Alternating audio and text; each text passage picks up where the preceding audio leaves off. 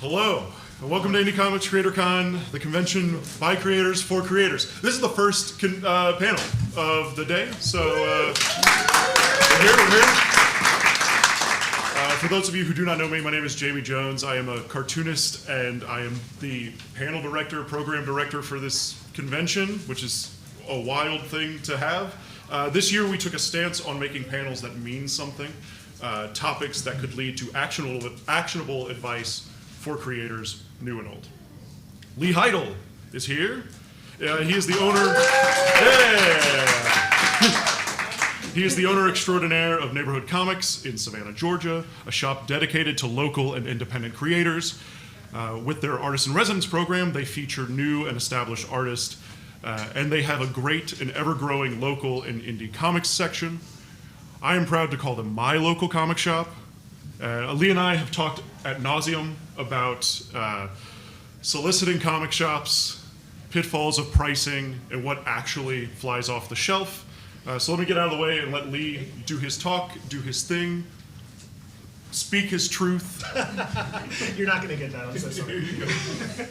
Hey guys, good morning. Thank you. Thank you guys so much. I know that a lot of you guys are creators. You guys may have left your tables or may have left your table with somebody you don't trust. So I really appreciate you guys for taking time to come in. Quick show of hands, if you are like a comic creator, have either self-published or published through another. Great. Okay, great. So we've got some people who have definitely gone down this road, and maybe some people that are new and just want to get some additional information about how the process might work for you guys. So this is my store. This is Neighborhood Comix in Savannah, Georgia. We've been open almost 6 years, so it's still new in a lot of ways, but a lot has happened during that 6 years, and so we've had to do a lot of growth, a lot of changing, and try to find different ways to keep up with different things like trends, but also remain really closely tied to our local community, because that's ultimately how we survive. You know, we do mail order. We are a full featured comic shop, like a lot of you guys have probably experienced in other places. But for us, and being in Savannah, we also are kind of a tourist shop, kind of a destination shop. And because we're small, we're only 900 square feet, we have to really focus on one thing and do our best to really excel at that. And so we really leaned in hard on print comics, which is hopefully something everybody here appreciates. This is the sort of con where that happens. As a part of that, we do a ton of creator events. So whether that's in-store signings, like Jamie mentioned, we have our Artist in Residence program where we have a different sequential artist work in the store every month. Use it as a studio space.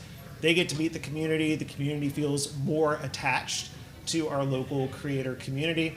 We host lots of like fairs and chances for artists to table, to market themselves, and do just a lot of community events in general to really try to make sure that we are a part of that bigger community.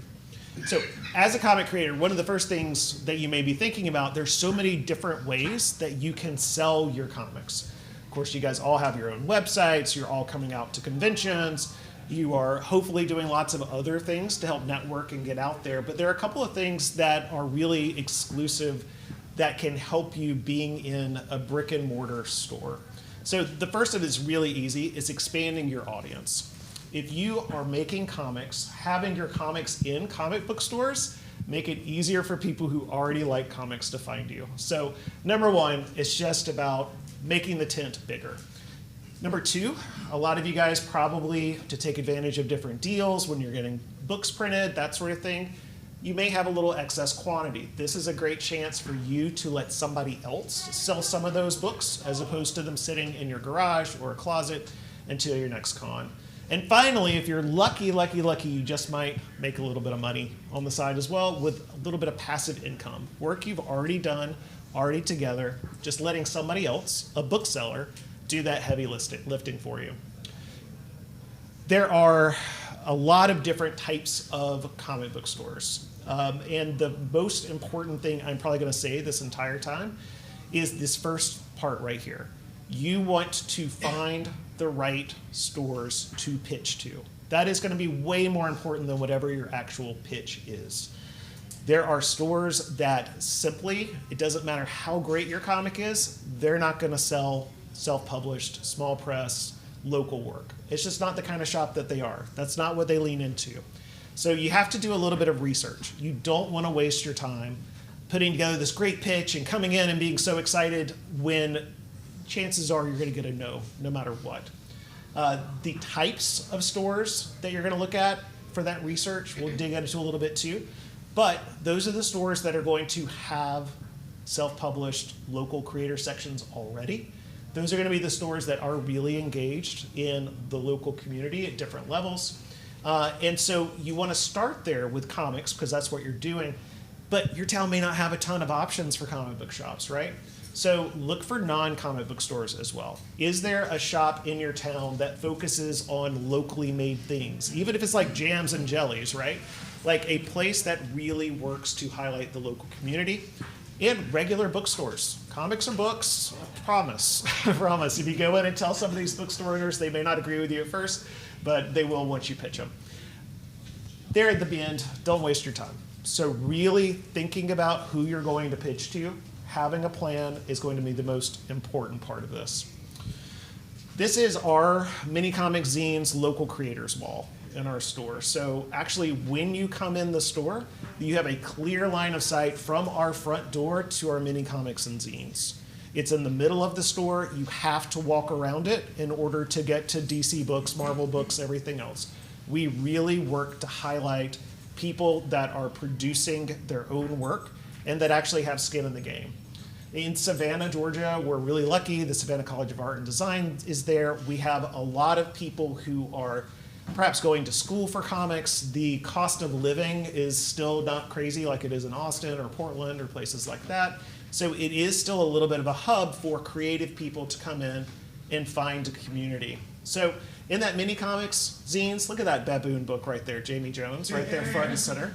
But you know, we also have a lot of people who are professionally working for big publishers, including the big two, Marvel and DC, that live in town. So we rack a lot of the self-published stuff with those local creators, even though they're working on Cyborg or they're working on Thundercats. We actually will put that in the local section too, which helps elevate it for people who maybe aren't used to buying self-published work. When you're reaching out to a shop, you are making a business-to-business transaction. So you are a small business. As a self-publisher, as an artist, as a creator, you are a small business, that store is a small business. You only have so much money, they only have so much money. You only have so many resources and time, same for them. So really, when you're approaching them, approach them like you are a business. So being courteous, being personal, having things to actually say, convey you as a human being, and of course you want to be really courteous, and we'll get to flattery here in a second. But your top 4 things to look at and how to pitch. So in person is going to be your most effective. You are your best salesperson. We sell stories. That's kind of like what we like to say at the store, right? So it's the stories that are in between the pages, but it's also the stories that our staff and ownership has with the creators. So if we have a new person who's in and is interested in a book that a self-creator has put together, we can talk to them about that person. We are actually selling you as a creator in addition to your work. And then that person who buys it now has a story about you and the book. So in person is the best. Email, okay. Social media and contact forums, depending on the store. Finally, cold calls. Cold calls are real hard, and you can only, we'll talk about it a little bit more, but it's definitely more of a stretch to get down there. When it comes to talking to stores and pitching your books, you want to make an appointment. So this is if you are coming in person, or if you're scheduling a phone call, if it's out of town. A lot of shops do not have their buyer or their owner or whoever's in charge of getting product in the store there all the time. Especially the stores that are more community active are going to have local people helping out, are going to have employees who are trying to reach out and do different things in the community. So if you are coming in to pitch and the person working the counter is 20 years old and it's their second day in the comic book shop, they can't help you. And you've made this effort, you've put all this time and work together, all kind of for nothing. So please take that into note. There are some like little rules about when to make an appointment or which days will be good. But at this point, every shop is different. It used to be, don't come in on a Tuesday because we're getting ready for New Comic Book Day on Wednesday. That may or may not be the truth depending on stores and what they stock anymore. But 2 types of resale. So when you are getting your books into stores, they are going to pitch you one of these 2 things, depending on their store setup and what they do. Number 1 is wholesale. That is what comic shops do when we buy product from distributors across the board. We own everything that's in our store. So we don't just get to sell DC and Marvel books on commission. If it's a $5 book, we pay $2.50 for that book. We then own it, we're stuck with it, we have to sell it, right? So that's number 1. That is what most stores are going to be super familiar with. And some specialty stores, especially some of those non-bookstores, may also talk to you about consignment. And with consignment, what that means is you basically loan your product to the store, hope that they sell it, and then hope they remember to pay you for it. So that is the consignment method. A lot of stores like that because there is no risk for them. They aren't spending any money out of pocket to get your book on the shelves. We don't do that at our store, and that's just a personal position on it. I'm sure a lot of great stores do consignment and have a good system for it. We are so small. The last thing I would want is for a creator to not get paid for something that they produced. So we work on a 100% wholesale position when we're bringing in new work, no matter if you've self-published it or from it's a big publisher. These are the things your pitch needs to have. Number 1 is flattery. I promised we would get to this, and this is great. So as a store owner, nobody gets into comics, opening a bookstore, opening a small store to get rich. I mean, that doesn't happen. That is very, very super, super rare that somebody can turn this passion project into something that does more than covers their bills and the shop bills itself. So making sure that if you are going in person, but also especially if you're reaching out online, on an email, on a contact form, through social media channels, say something nice about the store. We love to hear it. It makes us feel really good. So if you've been doing your research and you've been checking out an Instagram page, you see that they have this really great looking section of the store that you're just like, oh man, I wish my local shop had that. Include that right off the top. If you have a friend who's a local and has gone to that store and they might know them, include that right up at the very top. So you want to say, hey, I was visiting your store and I was on vacation with my family last year. We absolutely loved it. I wasn't able to catch you when you're in the store, but I want to tell you about my comic book that I made. That's great. Nice, short, simple, to the point. We'll get into that a little bit more too. Book info. We're going to dig deep into the things that we as shop owners look into for your book info, what you should include about your sample, and your promotional plan. Flattery gets a whole slide. Whole slide for flattery. Make it personal. So it's one thing to be like, yeah, well, I heard from so-and-so, and, take the time to do that little bit of research and have something specific to say that relates to you and the type of store that you want to be associated with. So make it personal in that. I saw this, my good friend did this. Make it a connection that we can have right away, and this should be your lead-in. This should be before you say anything about check out my book. It should be, hey, just wanted to tell you you're doing a great job because of this. Wow, does that feel good? It really does. Number 2, be honest. We're going to have a relationship, right? So if you don't care about kids' books, don't comment on the kids section, right? Like if you are very interested in something that the store is doing, be honest about what that is, because we're not going to follow up. We're going to ask more questions. We're going to be like, oh, cool, you really like that? Nobody's ever said that before. Finally, you're going to keep it short. Nobody wants to, even if it's positive stuff, nobody wants to read a whole lot of it. So 2 little sentences just to get introduction underway. Your book info. These are the things that we are going to want to see in your pitch or hear from you directly right after you say all that good stuff to us about how great we are. So the format, the genre, logline, comp titles, where to shelve it, and why is it special. Here is an example of what we look for, I look for, when it comes to your format example. I like a really short sentence. My comic is a 64-page one-shot single issue printed in full color staple bound with a cardstock cover. I don't have to read your bullet points. I don't have to get deep in the weeds on some other part of your presentation. Boom, I've got it right away. Or if it's a perfect graphic novel with a color cover, a black and white interior, I now know exactly what I'm selling, product-wise, physically. This is what we've got in our hands. I want to know what genre it is. And I know for a lot of you as creators, you are genre defined, right? You're blending genres. You're creating the books that you want to see. And that often means it can be very hard for you to pick a genre. Pick a genre. You can get into detail later about why it's a blend, but just picking one genre is going to help me. Again, this is going to lead into where I'm going to shelve it later on. What's your log line? Your log line is your really simple 1-2 sentence pitch, okay? So you've got something that happens, you've got somebody it happens to, and they do something about it, right? That's it. I don't need a whole backstory, I just need that. So there you've got the little pitch for log line for Star Wars down at the bottom. A restless farm boy joins rebel forces to save a princess from an evil wizard and destroy a terrible weapon capable of vaporizing entire planets. Now, lots of other stuff happens. That's great. I love all that other stuff. But that's pretty cool because I'm getting some key pieces in that too. I mean, wizard's a great word, but an evil wizard? Yes, sign me up.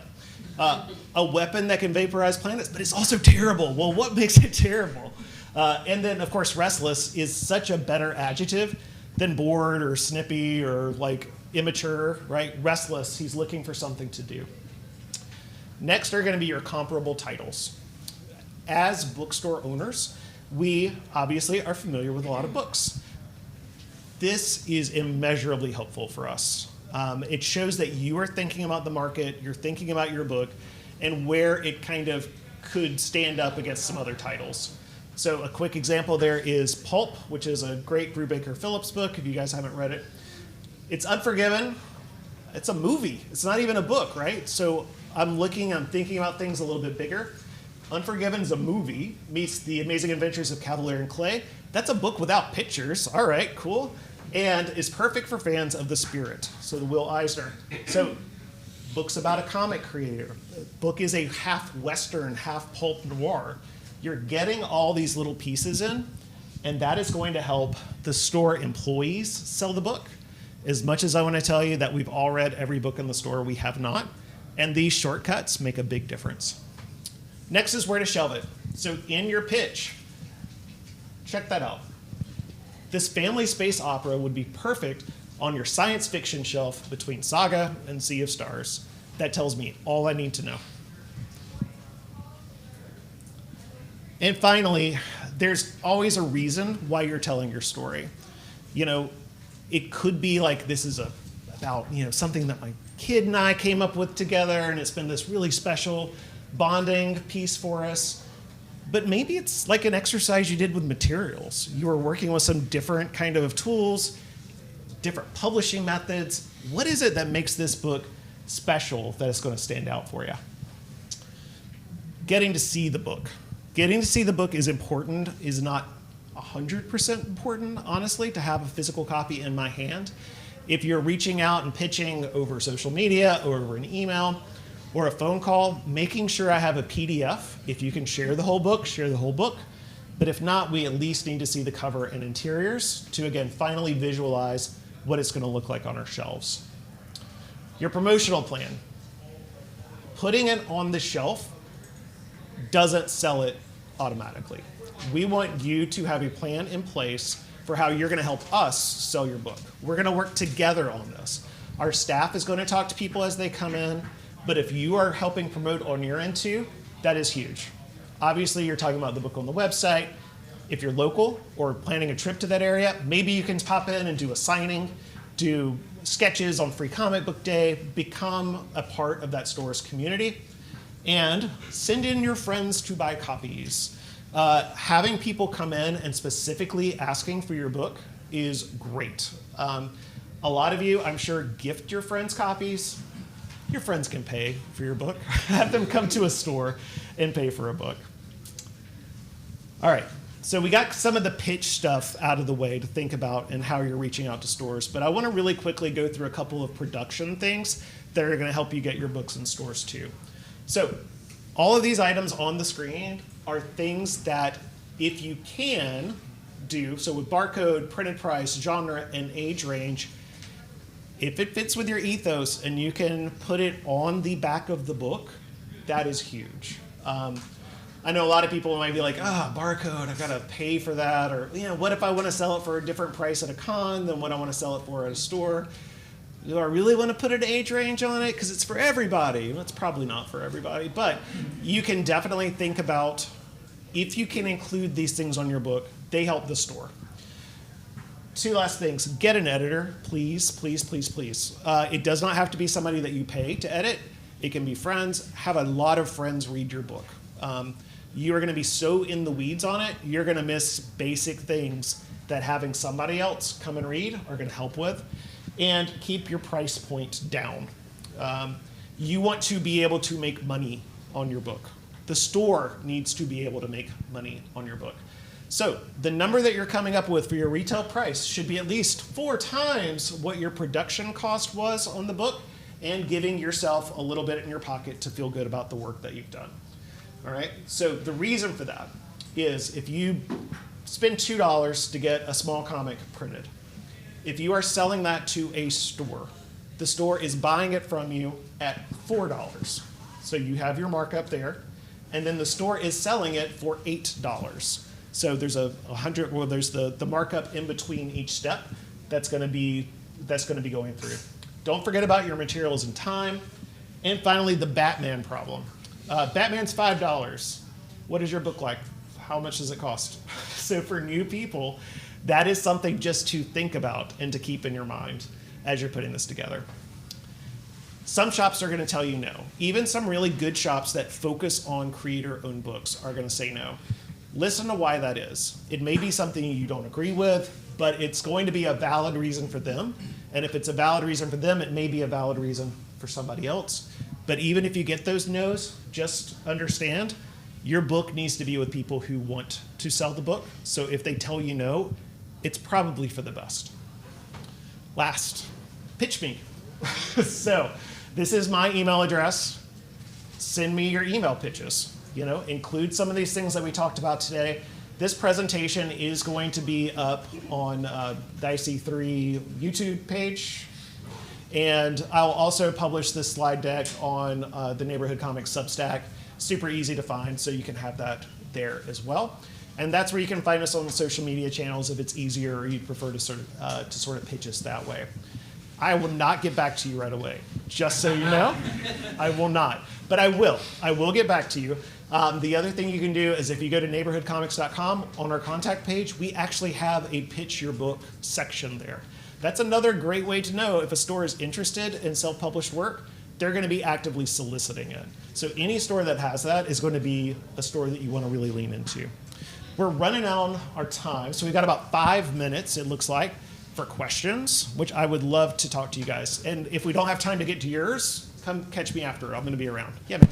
What was the very last thing you said? You said there was something about soliciting. You said I was writing some stuff down. Let me just ask you a different question. Yeah. I didn't understand the 4 times production cost. Yeah. Great. All right, I'm going to get on just so good. we can repeat the question for the audio. Great. So the question was, I didn't understand the reiterate 4 times production. the 4-time production Yeah, the cost. rule. Got it. Right. Yeah. So the retail price is what a store would be selling it for, or what you would be selling the book for on your website or at a show. What you want to do is make sure that you bake in room for you to make a profit and the store to make a profit. So that's where this kind of rule, this duplication kind of thing comes from. So if you spend $2 making your book, you want to sell the book for $8 for retail. That's what the store should sell it for. That's what you should sell it for, or more. Use that as a guideline, because that way not only are you covering your costs, you also are making a profit at every step of the sale. So again, $2 for you to produce a book. You sell it to a store for $4. So you make $2, you've doubled your money right there. And then the store gets to double their money for selling it at $8. And that's the same gig that we get with big publishers too. Okay, and what's the Batman problem? Yeah. I don't understand it. I kind of glossed over it when I saw what our time was. So for people that may be new to buying self-published work, there's a pricing kind of that we see in comic book shops, right? Most comic book shops, if they sell traditional books at all, Batman is going to probably be their biggest seller, or at the top. So those are $5 books. Those are $4.99 for most issues of that book. 22 pages, full color. They may have a cardstock cover. They may have some famous illustrator doing the cover. You need to just kind of keep in mind that your book is going to be racked near those books. So I'm not saying you have to sell your book for $4.99. I don't think you should, probably in most cases. But when you think about your production values, what you're spending money on, know that people in their head, subliminally, are gonna be like, oh, this book is $10. I know somebody local made it, or like somebody put a lot of heart and soul to put this out here.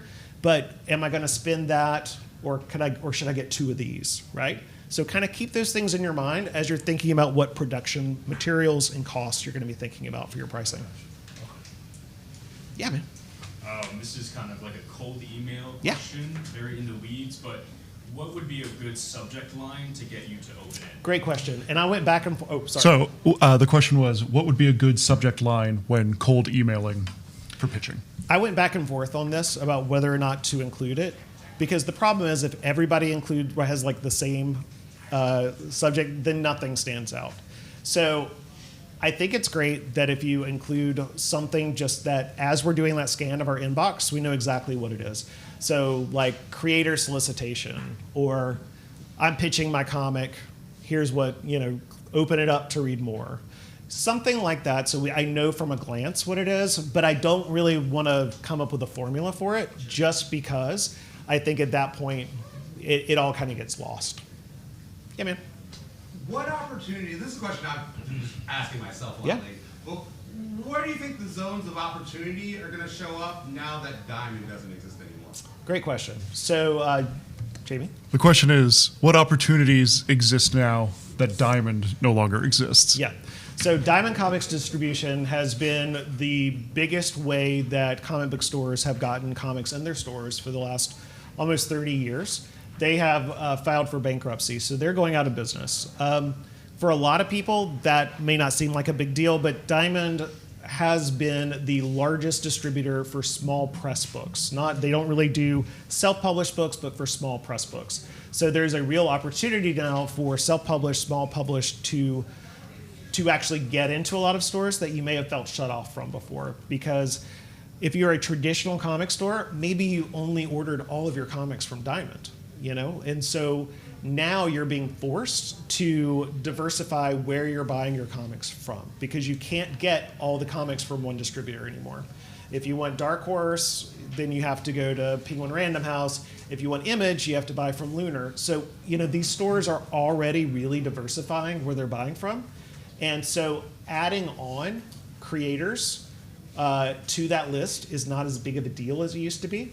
I would recommend, if you have a local creator community, coming together. We're looking at doing this in Savannah with a lot of our creators, and kind of forming your own little distributorship. Just be like, hey, here are all the people in our town that are making comics. Let's go in together and put a website and like a product list together, and let's pitch everybody at once. And then as a store, instead of buying 5 copies of your book, I might buy 5 copies of 5 people's books, Because, again, I can simplify my ordering process with you. That's a great question. I think, Yeah. is that time? Do we have time? Well, Yeah. we can do one more. Yeah, for sure, man. Yeah. And so Neighborhood Comics has a table here. So we're going to be in the A section. So when you go in the ballroom, it's on that far left wall, about almost all the way to the back of the room. So come by. We have a lot of our Savannah artists who are tabling at our table, using that space from us. If you asked a question, come see me. I have prizes for you, so don't forget to do that. And definitely, I'm going to be bouncing around. I've got cards, I've got stuff. So if you want any other direct way to get me, come track me down. Yes. Sorry. So we're not the creators. Our son is. And Yeah. He just created at his middle school the first graphic novel comic book club. And he was hesitant because he's like, I don't know if people. So we have like 30 students now Yeah. who've done it. The question is, he's gone to our local comic book store and sometimes to Newbury, and he got them to give the school 10% off on Thursdays because it's their school state. Love it. We're just trying to figure out, he draws so many comics at home, we don't know how to get this published. We went to Comic-Con, he's like, you can just upload it, but then we're kind of concerned if you upload your stuff and it's not copyright, other people are seeing it. So how do we do it, how do we get this stuff published? How do we figure out how to keep his stuff protected? And we also do want to stay local. Yeah, and, for sure. Invest in our community. I'll summarize really quick because I know we're on the clock. So so production kind of questions. Let's talk outside of the panel about that and can talk about that a little bit more, since we're really talking about once you've published it or have a product, how then to get it in the store. But let's talk separately about some different options about how you can do those production steps and what you might feel comfortable. Absolutely. Happy to help. Great. Well, thanks, Lee. This is the first panel.